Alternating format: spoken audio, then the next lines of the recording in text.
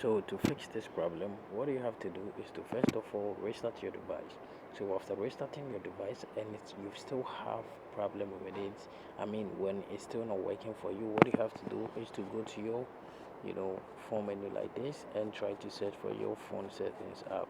So when you find your phone settings, just tap on it, and after that what you have to do is to search for apps and notifications. So just tap on apps and notifications, and now we have to wait for it to load.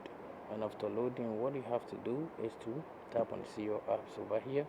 Then after that, what you have to do is to wait as it loading.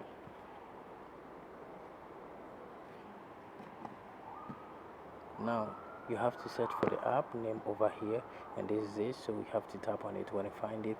After that, tap on force stop, then you tap on OK. After doing this, what you have to do is to tap on permissions and make sure you grant every permission over here. So what you have to do is to allow every permission.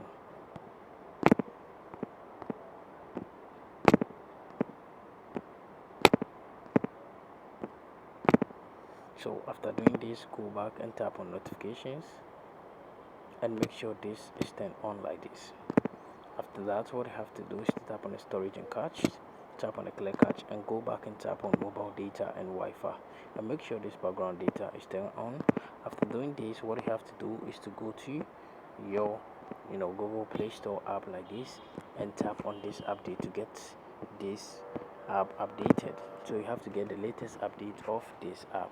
So what you have to do is to tap over here, and after updating your app, what you have to do is to restart your device. So you tap on your power button for some while, then you tap on restart, and this problem is going to fix after restarting or rebooting your device. See you in my next video.